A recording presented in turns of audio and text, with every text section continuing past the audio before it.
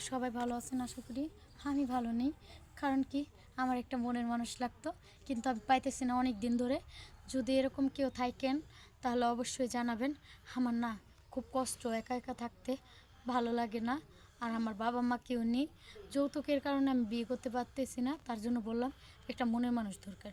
যদি এরকম কেউ থাকেন অবশ্যই জানাবেন।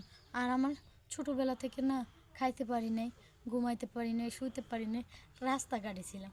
এখন দেখেন আমি কত বড় লোক হয়েছি। কেমনে বড় লোক হয়েছি জানেন? অনেক কষ্ট করছি। আগে খাতা টোকাইতাম, বই টোকাইতাম, তারপরে যে মানুষের বাড়ি বাড়ি কাম করতাম। এখন তা করি না। এখন নিজের একটা দোকান আছে, নিজস্ব। এই দোকানটা আমি আমার হাজব্যান্ডের নামে লিখে দেবো। এরকম যদি কেউ থাকেন অবশ্যই জানাবেন। এই ভিডিওর পরে আমি শেয়ার অপশনের নাম্বার দিয়ে রাখবো, নাম্বারে যোগাযোগ করবেন। আর এই ভিডিওটা বেশি বেশি করে শেয়ার করে দিবেন, যাতে কেউ আমাকে বিয়ে করতে পারে, ভালো কোনো মনের মানুষ পাই।